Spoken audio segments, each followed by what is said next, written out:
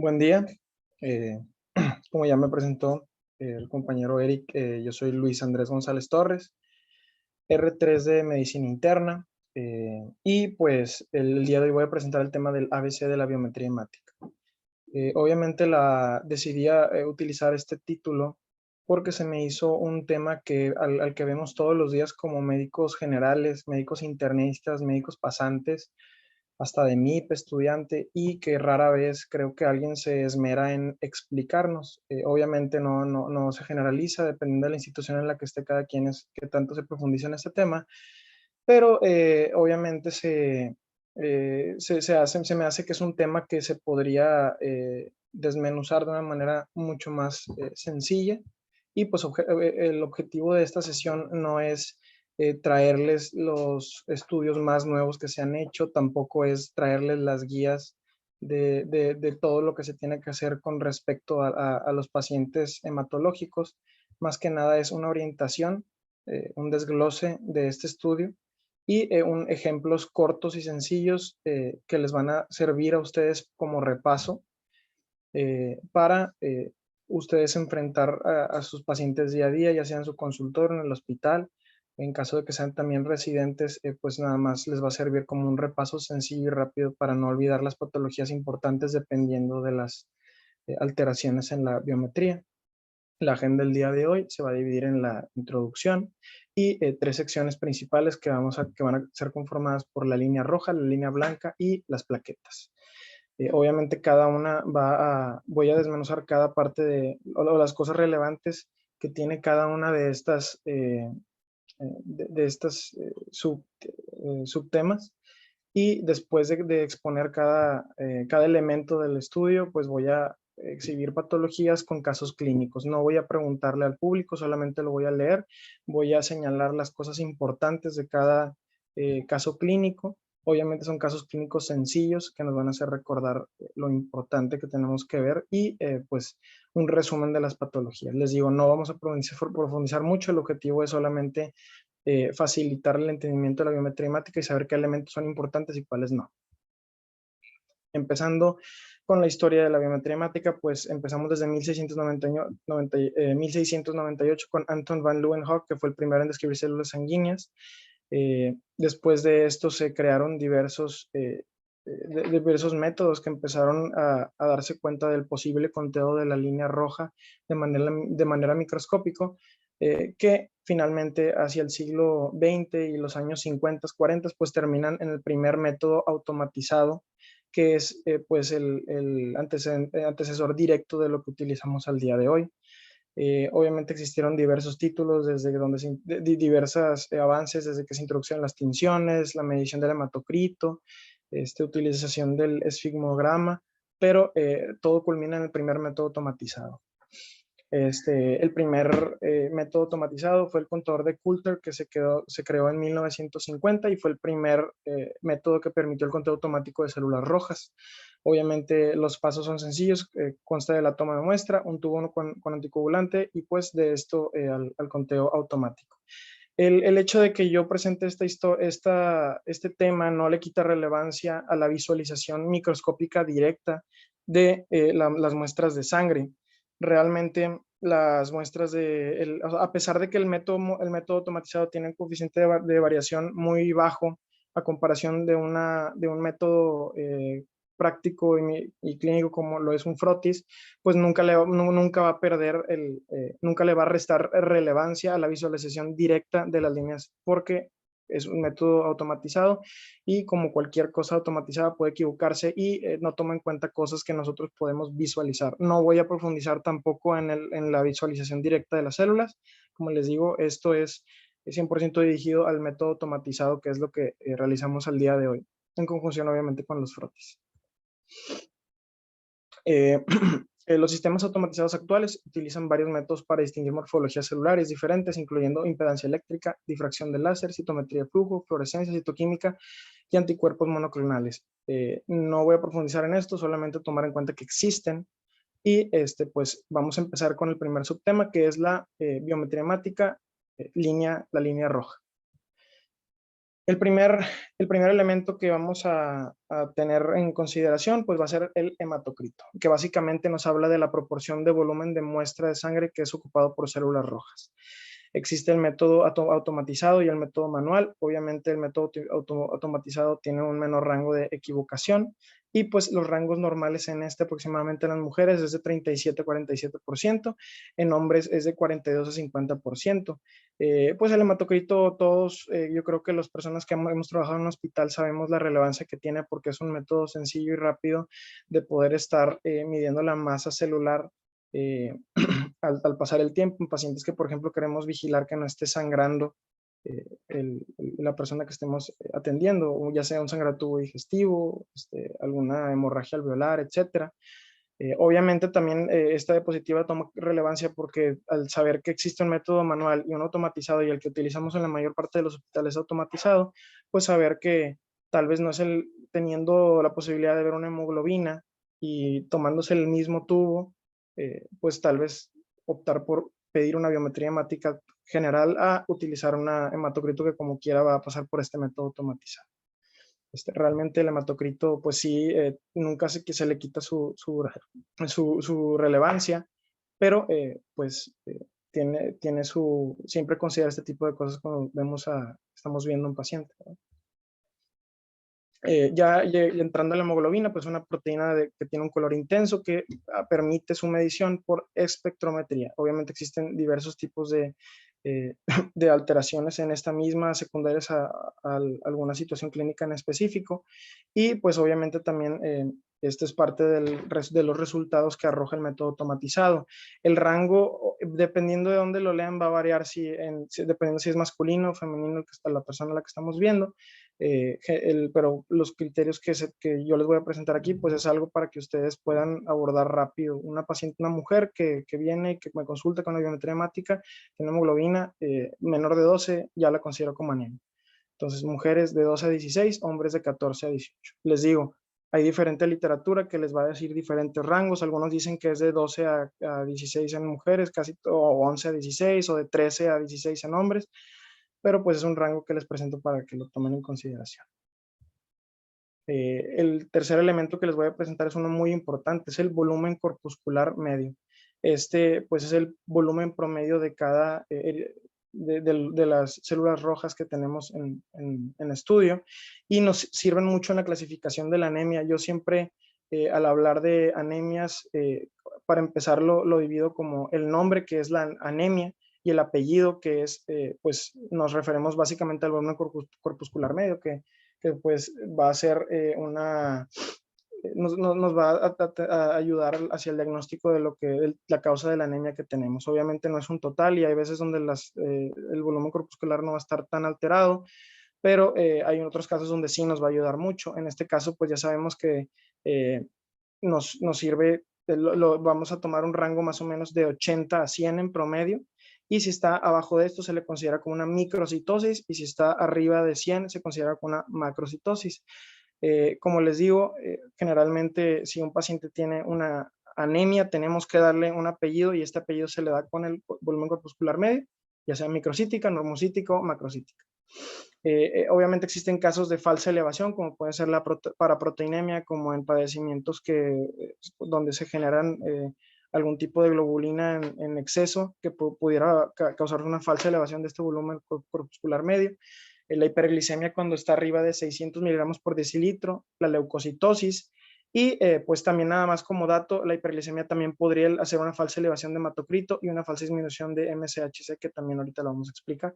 Pero lo que quiero que les quede de esta diapositiva entonces es que nos va a dar ese apellido a la anemia que primero descubrimos con la hemoglobina. Entonces hasta ahorita ya sabemos que una anemia se puede diagnosticar con hemoglobina menos de 2 en mujeres o 14 en hombres, y puede ser microcítica si tiene un volumen corpuscular medio bajo de 80, normocítica entre 80 y 100 y macrocítica arriba de 100. La hemoglobina corpuscular media habla de la concentración promedio de hemoglobina por eritrocito. Esto nos va a dar el segundo apellido en anemias y básicamente el rango normal igual varía dependiendo de la literatura, pero pueden tomarlo como 28-32 o 27-32. Este nos va a dar ese tercer apellido en la anemia que nos va a hablar de hipocromía si tiene una hemoglobina corporal media menos de 27, normocromía entre 28 y 32 y pues hipercromía arriba de 32. Realmente la hipercromía no tiene mucha relevancia, solamente vamos a darle una relevancia cuando tiene, sea normal o sea menor a 27. De hecho, esto es muy importante porque van a haber varias veces que van a tener biometrías enfrente que tienen una hemoglobina que no ha caído mucho, tienen un volumen corpuscular medio que tal vez no está bajo, pero está limítrofe en 80 y ya tiene para entonces una hemoglobina corpuscular media en 26. Entonces, esto obviamente te puede orientar a que tal vez no tiene una anemia microcítica hipocrómica, pero ya está tiene una tendencia hacia la pérdida de hierro, porque básicamente la hemoglobina corpuscular media nos habla de eso, de la concentración de hierro. La concentración de hemoglobina corpuscular media, pues es la concentración promedio de hemoglobina dado un volumen de células rojas. Realmente este criterio a mí no se me hace que sea algo que tienen que verse siempre. No es como los otros tres elementos que les presenté que son básicos para catalogar una anemia. Esto pues solamente saber que no pasan de 37 a menos que encontremos esferocitosis, derpanocitosis, etcétera. No agrega mucho valor clínico. Entonces, el presentarles esta diapositiva es para que sepan restarle valor a este elemento de la biometría hemática. Como les digo, si está aumentado, sí podemos pensar en esferocitosis si tenemos un paciente joven que tiene antecedentes de ictericia, etcétera. O si está disminuido tal vez en los elementos que muestro en la imagen que está ahí, pero como les digo, no agrega mucho valor clínico lo que ya tenemos. El ancho de distribución eritrocitaria básicamente habla de la heterogenicidad del volumen eritrocitario y es útil en la clasificación temprana de anemia. Se altera tempranamente en anemias por deficiencia nutricional, en especial en deficiencias de hierro. Ayuda para diferenciar anemia ferropénica versus talasemia no complicada. Obviamente una anemia ferropénica encontrando un RW alto y un BCM normal abajo, y en una talasemia no complicada con RW normal y BCM bajo. Básicamente el RW lo vamos a tomar en cuenta cuando tengamos una anemia microcítica. Entonces, cuando ya tengamos una microcitosis, vemos el RW y nos va a orientar a si es más una anemia ferropénica, talasemia. Obviamente, si no tenemos un antecedente que nos oriente a la talasemia, pues no pensar en eso. Porque básicamente, como vamos a ver después, una anemia microcítica hipocrómica nos habla más del 90% que tenemos una deficiencia de hierro. Los rangos normales son de 9 a 14%. Y pues finalmente con los reticulocitos, que son células inmaduras no nucleadas que contienen RNA.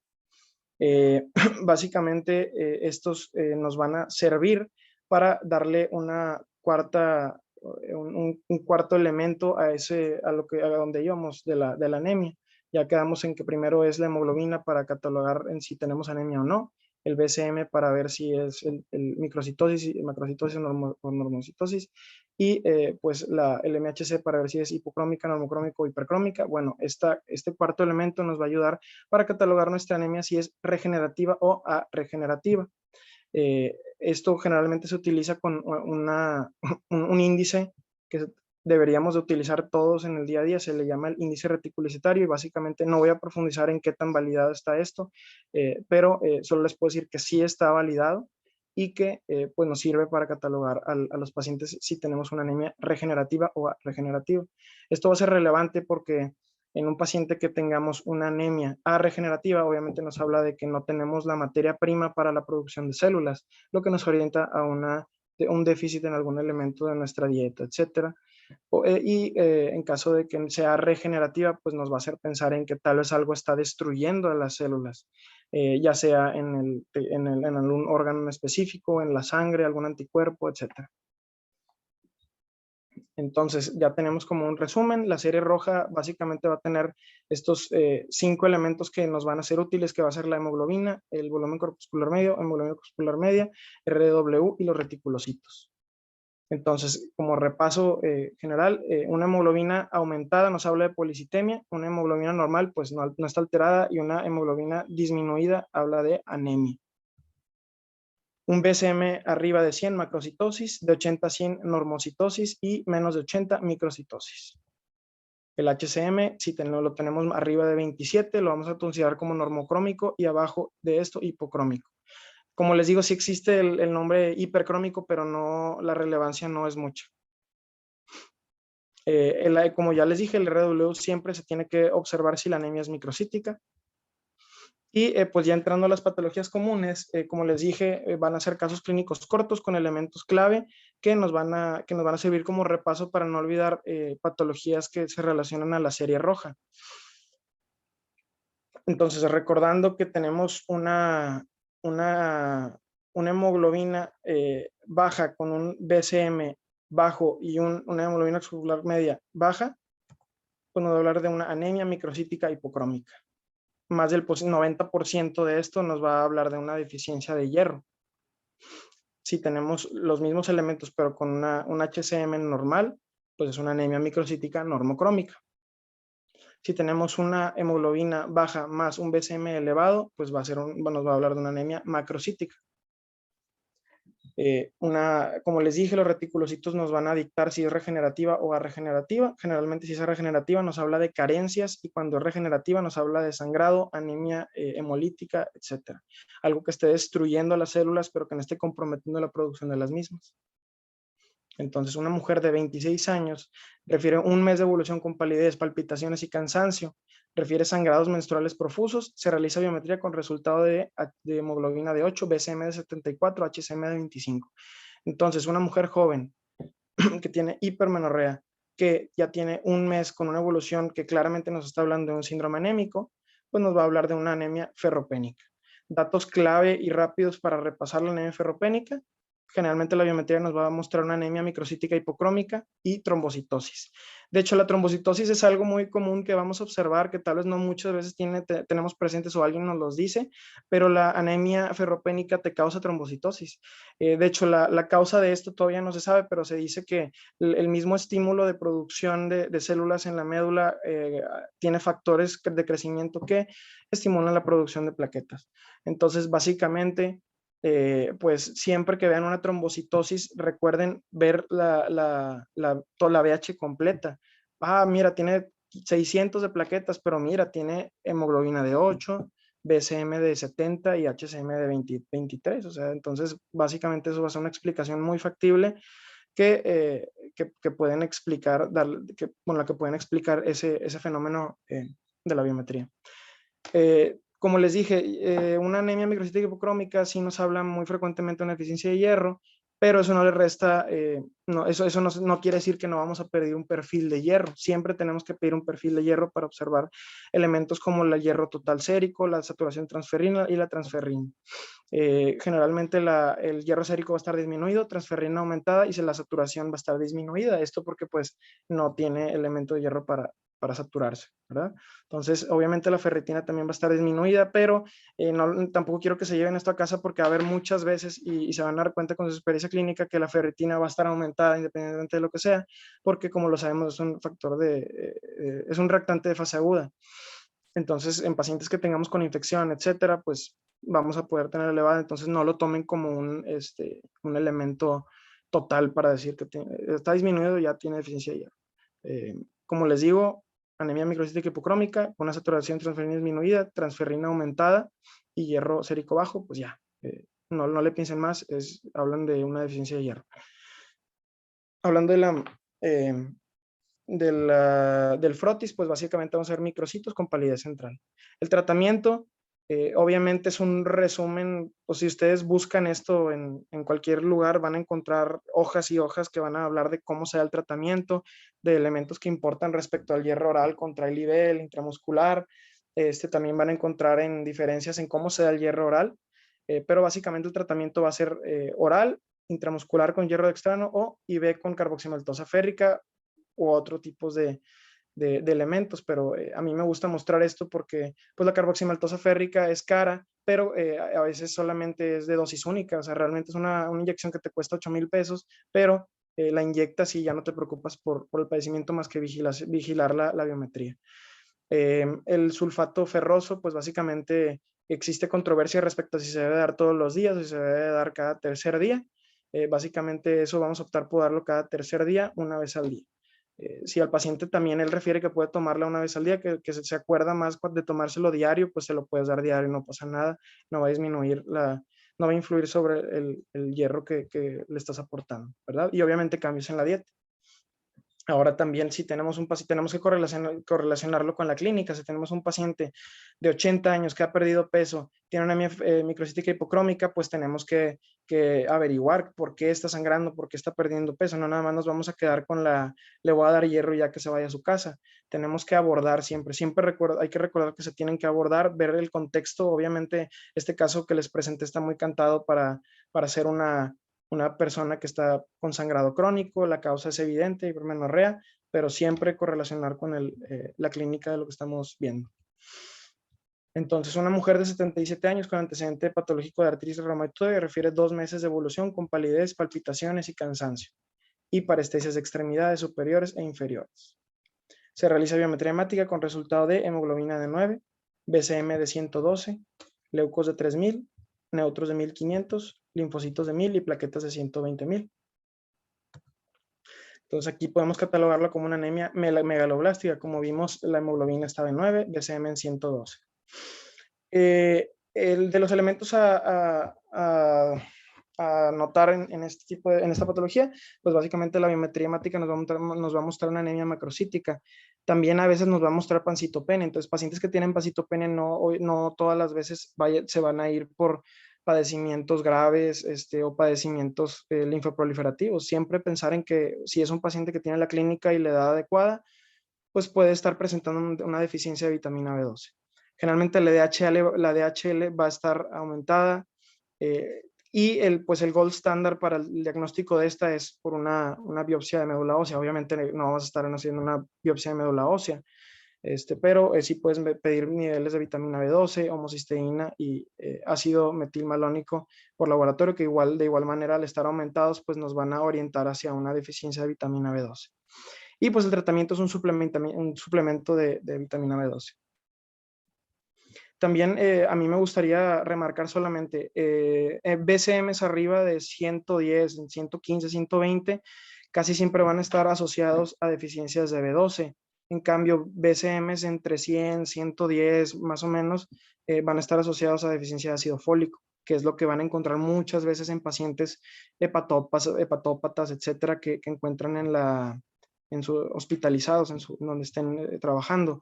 Entonces, no es un total, pero sí considerarse que si es una paciente de 77 años que tiene BCM de 120, pues es B2. Alcohólico, hepatópata con BCM de 105, anemia macrocítica, pensar en ácido fólico y lo pueden empezar a suplementar con ácido fólico. Obviamente, si el paciente, aquí algo relevante fue que tenía antecedentes autoinmunes, entonces, pues, si tiene antecedentes autoinmunes, considerar que sin mucho problema podría también tener anticuerpos contra el factor intrínseco, que es una de las causas de deficiencia de vitamina B12. Y como les dije, también nos podemos hablar de anemia por folatos en caso de pacientes que sean alcohólicos o tengan carencias nutricionales. También, nada más como mención rápida, siempre considerar en pacientes que tengan anemias con reticulocitos aumentados, hablando así de una anemia regenerativa, con DHL aumentada, bilis aumentadas y un CUMS directo positivo, pues no la piensen, va a ser una anemia hemolítica autoinmune. Ya lo importante va a ser si lo vamos a dividir por anticuerpos fríos, anticuerpos calientes. Generalmente los fríos van a estar asociados a una exposición del frío y a elementos clínicos que nos van a orientar hacia una hemólisis intravascular. ¿Qué es esta hemólisis intravascular? Básicamente que está mediado por IgM y que va a causar cuadros clínicos de crisis de hemoglobinurias y pues exposición al frío. Esto es un elemento importante porque yo creo que a pesar de que yo sé, muchos somos médicos generales, pasantes, es un cuadro clínico muy, muy relevante. O sea, un paciente que llega, que te dice, hago pipí oscura y sabes que vive en la montaña, que vive en Galeana, pues puedes pensar en que tiene una anemia hemolítica por cuerpos fríos. De igual manera, los anticuerpos calientes, pues básicamente no le quitamos el antecedente de que sea una exposición en un ambiente frío y la hemólisis básicamente va a ser extravascular. Van a ser pacientes que van a tener más hepatosplenomegalia y pues le vas a hacer un CUMS que va a salir positivo y va a estar mediado por IgG. Los tratamientos obviamente se basan en inmunosupresores como los esteroides y ciclos de rituximab, a veces esplenectomía si es necesario, pero pues básicamente lo que quiero que se queden de aquí es que es la primera anemia regenerativa que vemos de lo que hemos evaluado. Entonces, anemia regenerativa con datos de hemólisis, ya sea intravascular, extravascular y antecedentes importantes, ya sea de que estuvo en el frío, etcétera, o que tiene antecedente de alguna enfermedad reumatológica, siempre considera anemia hemolítica. Igual, paciente de 55 años, refiere cefalea, dolor de espalda, fatiga, dolor abdominal recurrente y varios episodios de orina de color oscuro al despertar. A la observación, la exploración se observa leve aumento de tamaño del vaso e hígado, con hemoglobina de 9, BCM de 80, leucos de 3.500 y plaquetas de 100.000. Este cuadro es para presentarle la hemoglobinuria paroxística nocturna. Esto es porque así como les presenté que una anemia hemolítica por cuerpos fríos va a tener CUMS positivos y un cuadro de hemoglobinuria, pues básicamente la HPN se va a presentar de igual manera, pero con un CUMS directo negativo. Entonces tenemos un paciente que tiene antecedentes de que estuvo en el frío, que tiene datos clínicos de una anemia regenerativa. Le hiciste un CUMS porque tú dijiste, es una anemia hemolítica. Te sale negativo, no te vas a asustar, vas a medirle un complemento, aptoglobina, si es que lo tienes disponible, y pues no tienes que pensar en que puede tener una hemoglobinuria paroxística nocturna, que se diagnostica con una citometría de flujo. Obviamente, pues esto es hablándose de un hospital de tercer nivel, pero si ustedes están en primero o segundo nivel, se refiere directo y lo pueden referir con su receta que diga sospecho de una hemólisis intravascular, realizar citometría de flujo. Y obviamente las causas pues son deficiencia de PIGA, de GPIA3 y el tratamiento es con eculizumab. Paciente de 18 años, refiere evolución de 3 semanas con cuadro de cansancio, palidez y palpitaciones. Agregado a esto, presenta petequias generalizadas, hematomas en brazos, antecedente de neumonía resuelta hace 5 meses. Hemoglobina de 9, leucos de 1000, neutros de 500 y plaquetas de 18.000. Entonces aquí podemos ver que pues básicamente tiene una disminución generalizada en todas las líneas celulares. Es un paciente joven y tuvo una infección previa. Eh, Vamos a pensar si tenemos todos estos elementos en una anemia aplásica. Obviamente no es el mismo caso de una pancitopenia en un paciente de 78 años que sabes que pudiera tener una deficiencia de B12. Estos son pacientes que van a ser jóvenes. Jóvenes me refiero a 18, 30, 40 años. Obviamente no es exclusivo, pueden ser mayores o menores de esto, pero va a ser la población donde más frecuentemente vamos a encontrar este diagnóstico. En la biometría vamos a ver una pancitopenia, en la biopsia de médula ósea vamos a ver una hipocelularidad clara, y pues básicamente el tratamiento es con globulina antitimocítica, ciclosporina, y pues en caso de que se necesite un trasplante halogénico. Obviamente las complicaciones que tienen estos pacientes en la hospitalización, pues es el contraer infecciones, ¿verdad? Son pacientes que tú internas inicialmente para transfundir plaquetas, para transfundir paquetes globulares, pero pueden encontrarse con infecciones nosocomiales. Ya entrando a la segunda parte de la presentación, pues vamos a hablar de la línea blanca. Igual solamente un recordatorio para ver más o menos cómo ocurre la diferenciación de las líneas, que pues básicamente va a culminar en los granulocitos y los linfocitos, ¿verdad? Los leucocitos, pues, ya hablando específico, no olvidar que estamos hablando de la biometría hemática. Entonces, los leucocitos se cuentan después de la dilución de la muestra sanguínea, se lisan las células rojas y básicamente después de esto ya se hace el conteo de los leucocitos. Existen situaciones en las que se va a encontrar falsamente elevados o falsamente bajos. Obviamente, cuando están falsamente elevados, vamos a pensar en que puede ser un paciente que tenga crioglobulinas, macroplaquetas, células rojas nucleadas o lisis incompleta de las células rojas. También pensar en que pueden estar falsamente bajos si hay aglutinación de los granulocitos. Ya mencioné las falsas elevación o cuando están falsamente bajos, pero también no olvidar cuando están verdaderamente elevados o bajos. Obviamente, si tenemos un paciente que tiene tiene datos de choque séptico, tiene Giordano positivo, tenemos unos leucos en 30.000, en 25.000, pues no vamos a decir, está falsamente elevado, repítelos. Si orienta, siempre recordar que la clínica manda. Entonces, si un paciente tiene ese cuadro, pues no la piensas dos veces, tiene una leucocitosis neutrofílica asociada a una infección. También si están bajos cuando es una enfermedad linfoproliferativa que estemos sospechando que pues esté haciendo una afección a nivel de la médula, pues no pensar dos veces, y si están bajos, pues realmente van a estar bajos. Generalmente el conteo que vamos a tomar, el rango que vamos a tomar normal en los leucocitos va a ser de 4.000 a 11.000.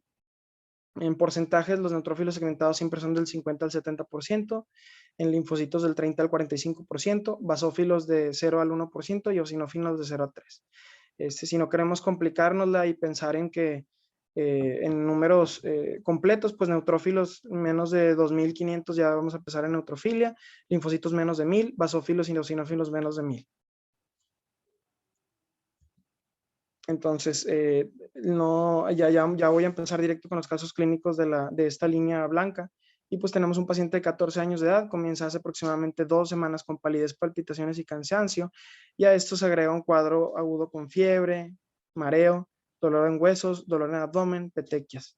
A la exploración física se encuentra agrandamiento del hígado, vaso y de ganglios linfáticos en el cuello. Tenemos una hemoglobina de 9, leucos de 15.000, neutros de 2.000 y plaquetas de 30.000. Como podemos ver, inicialmente tenemos una anemia, tenemos una trombocitopenia y pues tenemos unos leucos aumentados a expensas de linfocitos. Entonces, correlacionando a este paciente de 14 años con un síndrome anémico, cuadro agudo de fiebre, dolor de huesos, dolor de abdomen y petequias, pues obviamente siempre tenemos que pensar en si no es un paciente que pudiera estar cruzando con un cuadro linfoproliferativo. Empezando con un resumen de la LLA, leucemia linfoblástica aguda, pues básicamente los cambios que vamos a ver en una biometría hemática va a ser visitopenia, pancitopenia o leucocitosis expensas de linfocitos. Obviamente también puede variar dependiendo de la máquina que usemos, si nos arroja una leucocitosis neutrofílica, etcétera, pero casi siempre va a ser una leucocitosis a expensas de linfocitos. Vamos a tener una DHL aumentada. El porqué de esto, fíjense que no es algo muy bien descrito. No se sabe exactamente cuál es el mecanismo por cual este tipo de padecimientos elevan la LDH. Uno pensaría que por la destrucción celular, pero no. La LDH simplemente se eleva en procesos linfoproliferativos. Generalmente va a ser un paciente que encontramos con un frotis sanguíneo donde va a tener más del 20% de blastos linfoides. Estos son células de núcleos grandes. Y en el aspirado, pues básicamente vamos a tener más del 90% infiltración de estos mismos blastos. También podemos observar hasta los blastos hasta en punción lumbar, pero no es estándar. Y pues citometría de flujo que va a mostrar, va a dar positivo para las líneas celulares acorde a los linfocitos. Va a haber, obviamente, considerar citogenética importante para catalogar en riesgo a los pacientes. En este caso solo menciono el BCR-ABL, el cromosoma Filadelfia, que nos va a catalogar en un paciente de alto o bajo riesgo.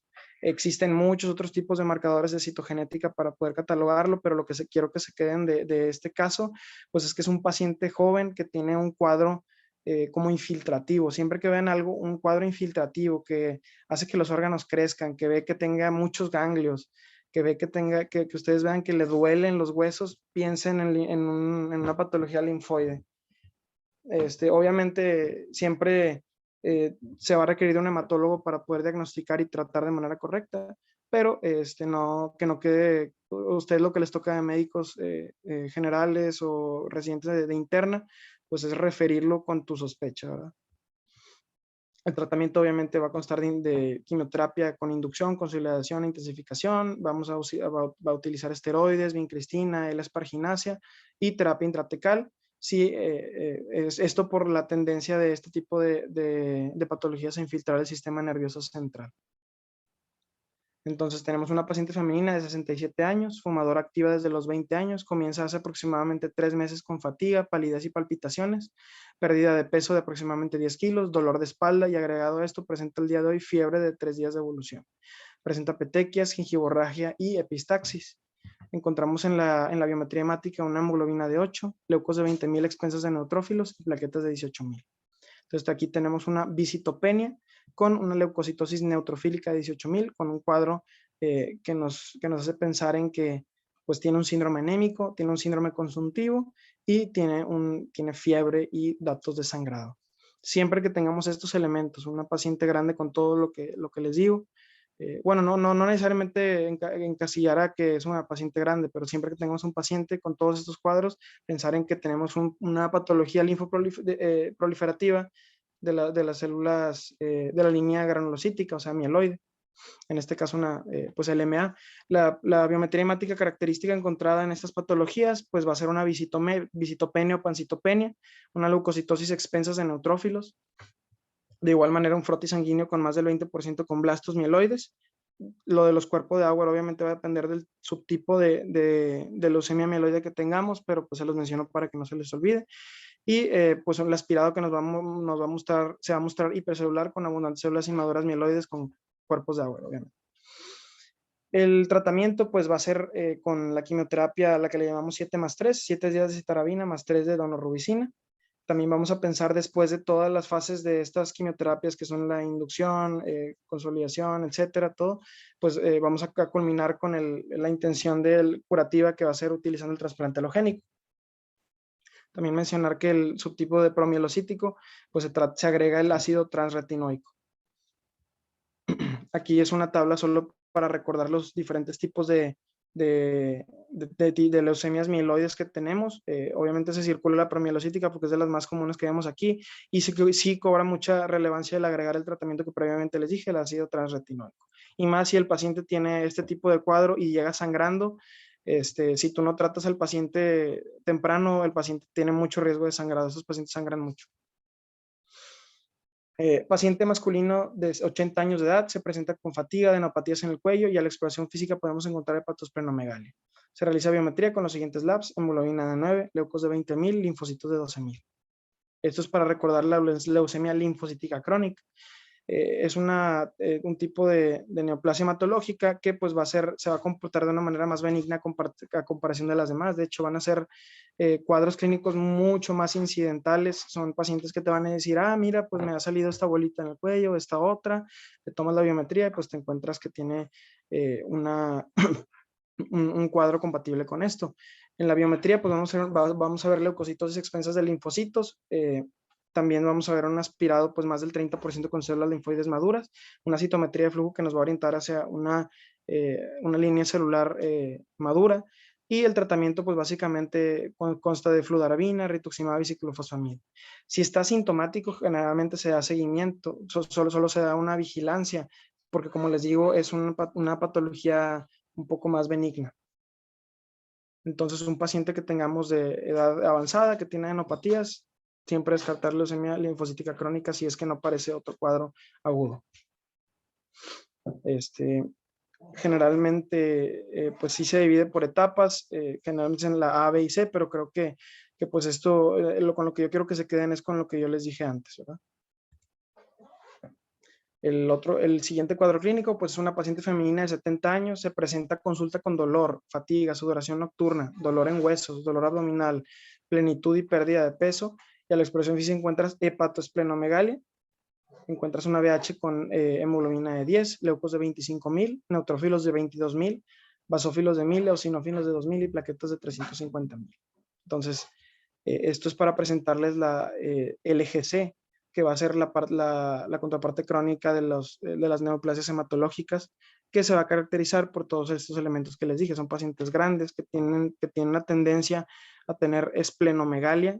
Eso es algo muy marcado. Pacientes con LGC siempre van a tener una esplenomegalia muy marcada y van a tener aumentadas las líneas granulocíticas. Van a ser biometrías hemáticas que van a ver con anemia, leucocitos de 20, 60.000, 100.000, 200.000. Van a ver líneas como la de los eosinófilos y basófilos aumentados y también pueden encontrar trombocitosis. Obviamente estos pacientes tienen un alto riesgo de trombosis cuando tienen los leucocitos arriba de 100.000, pero ya en la práctica de verdad, realmente cuando los pacientes ya empiezan a tener episodios de viscosidad, pues son con niveles de leucocitos arriba de 500.000, etcétera, 200.000. La biopsia de médula, pues obviamente va a variar dependiendo si encontramos a nuestro paciente en una fase crónica, donde vamos a encontrar mielocitos, metamielocitos, en una fase acelerada, donde vamos a encontrar blastos, o una blástica, donde vamos a encontrar más de 30.000. De hecho, una de las dudas que siempre se tenía, pues yo he encontrado que tienen todos y yo incluyéndome la tenía cuando estaba en pregrado y en la pasantía era, pues cómo voy a saber yo que es una LGC en una fase aguda? Pues básicamente no vas a saber, va a ser un paciente que encuentres con blastos, solamente tal vez encuentres algunos haciendo el frotis, algunas líneas que te dicen, ok, tal vez tiene muchos basófilos o sinófilos y te orienten a la LGC en su fase blástica, o en su defecto que sea un paciente que ya sabías que tenía LGC y que te está haciendo un periodo de agudización, pues ok, es la fase blástica. Entonces, no se sientan mal por no saber que es una blástica de primera instancia, porque o sea, entonces, ustedes si ven un paciente que tiene cuadros de leucemia aguda y piensan en el LMA al principio, no tiene nada de malo. A la citogenética importante en estos pacientes va a ser hacer el BCR-ABL porque el tratamiento estándar para esto pues va a ser básicamente usar inhibidores de tirosinquinasa como lo es el imatinib. También la hidroxibrea, bimblastinas pueden ser opciones para reducir el número de leucocitos que tenemos. Estos en pacientes que llegan con leucocitos de 300,000, 400,000 y queremos disminuirlo para que al momento de darle la terapia no nos haga un síndrome de lisis tumoral. Pues básicamente vamos a utilizar estos medicamentos. Y ya por último, entrando al último subtema de lo que vamos a dar el día de hoy de la biometría hemática, van a ser la línea de las plaquetas. Son fragmentos citoplasmáticos anucleados de 2 a 4 microgramos en diámetro y pues obviamente la variación, la comparación del método automatizado contra el manual sí es mucha. El conteo manual tiene un error de más del 15% entre observadores, pero les digo, no le resta importancia. De hecho, muchas veces vamos a necesitarlo cuando los métodos automatizados nos estén fallando. Estoy seguro que ustedes han tenido pacientes con biometrías que se muestran con unas plaquetas que tú dices, es que no parece, o sea, las salen con plaquetas de 80,000, 90,000, pero yo no creo que en verdad tenga una plaquetopenia tan severa, una trombocitopenia tan severa.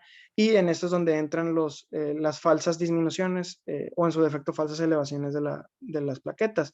Siempre recordar que en un paciente que tiene bajas las plaquetas existe la posibilidad de que tenga macroplaquetas, que tenga las plaquetas aglutinadas o que los leucocitos hayan absorbido estas plaquetas. Entonces, un paciente que tú sabes que tú no te late que sea real esas plaquetas que estés viendo en la biometría, puedes perfectamente repetir el estudio y mandarle un frotis.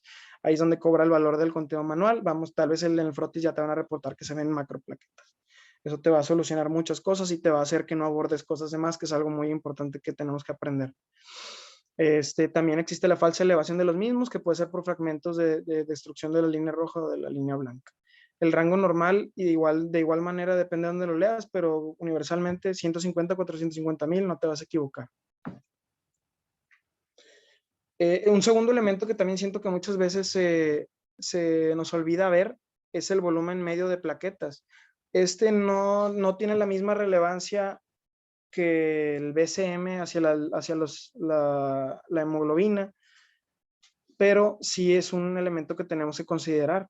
¿Por qué? Porque si tenemos por ejemplo, una trombocitopenia de 90 y vemos que tiene un volumen medio de plaquetas elevado, pues nos puede hablar de que es un paciente que tiene macroplaquetas. Les digo, no es un total, siempre mandar un frotis, siempre mandar la microscopía, pero básicamente, pues volúmenes altos plaquetarios se pueden asociar a la elevación de este mismo, y la disminución de pues básicamente nos puede hablar de una hipoplasia megacariocítica y terapia citotóxica.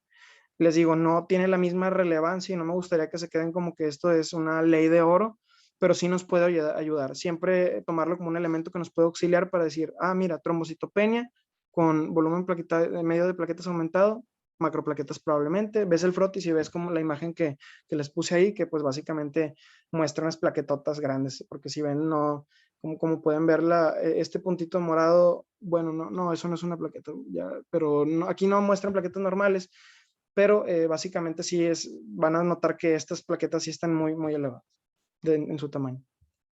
Entonces tenemos un niño de 9 años de edad, acude a consulta presentando petequias generalizadas, gingivorragia y equimosis.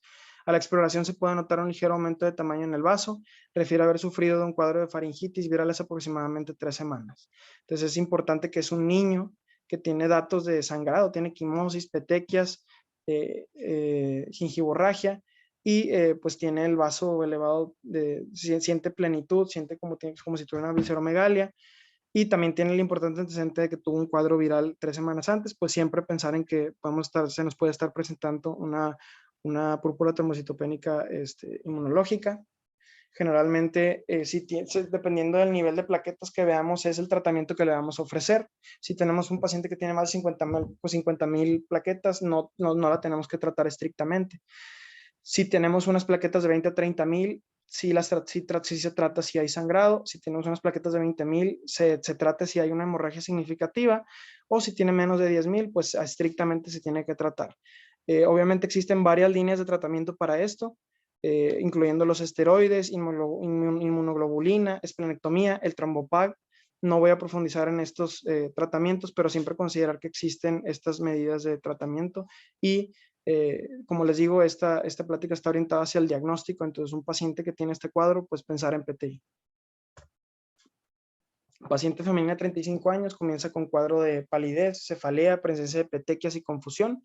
A la media hora sufre de epilepsia que hace que pierda la conciencia con características tónico-clónicas. Encontramos una hemoglobina de 9, encontramos unas bilis elevadas y le tomamos un CUMS pensando en que es una anemia hemolítica y encontramos un CUMS directo negativo.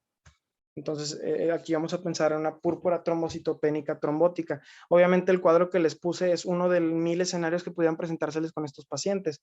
La púrpura trombocitopénica trombótica, pues básicamente está asociada a muchos padecimientos. Existe la primaria y la secundaria. Puede estar asociada a neoplasias, a enfermedades reumatológicas, etcétera. Pero básicamente en la biometría pues vamos a encontrar anemia, reticulocitos aumentados, como les dije es una de las otras causas de anemias regenerativas, bilis y DHL aumentada, CUMS directo negativo. En el frotis vamos a encontrar esquistocitos y cascocitos, esto es muy importante que siempre lo consideren. Y pues el diagnóstico de esta generalmente depende de la causa. Tomas el Adams T13, que es básicamente el factor que te va a decir si tiene una PTT asociada a eso o no. El tratamiento es con plasmaféresis. Estos pacientes son pacientes muy graves, son pacientes que casi siempre no se diagnostican, son pacientes que llegan a urgencias y básicamente fallecen porque son pacientes que se ponen muy graves. Existen muchos tipos, este tema también les podríamos dar 5 presentaciones de todos los tipos de púrpuras trombocitopénicas trombóticas que existen, pero siempre considerar esto cuando vean una biometría hemática con anemia, retis elevados, VHL y DHL aumentada, CUMS directo negativo, le toman un frotis si tiene esquistocitos, tiene antecedente de pérdida de peso. De hecho, yo tuve un paciente hace como un año que llegó con datos de metástasis de todo el hueso, tenía también datos como de una neoplasia en el pulmón, y al final de cuentas con la autopsia sí salió que fue una púrpura trombocitopénica trombótica. Lamentablemente el paciente, pues aquella vez no pudimos ni hacerle la plasmaféresis porque se puso muy grave, pero que nunca se les olvide pues esta patología, ¿verdad? Esto es nada más para recordar el mecanismo del Adams T13, que básicamente hace que al haber ausencia del mismo, hace que se hagan conglomerados de plaquetas, etcétera, que va a ser finalmente la fisiopatología de lo que nos va a causar las trombosis a diferentes niveles de los órganos. Y que por esto, de hecho, el caso clínico que les presenté fue una paciente que tenía crisis convulsivas, alteraciones renales, porque pues básicamente al haber una deficiencia de este factor Adams T13, pues no va a haber algo que nos evite que ocurra la trombosis en diferentes niveles del organismo. Y pues básicamente sería todo en mi presentación. Obviamente como fue la única presentación de hematología que se presentó en todo este curso, intenté que abordara lo más posible y que estuviera lo mayor que se pudiera sintetizado, y que pues básicamente el objetivo era que se quedaran con ideas generales de cómo nos puede servir la biometría hemática. No sé si tiene alguien alguna duda, alguien que lo quiera escribir en el chat de la plática. No sé si alguien tenga alguna duda.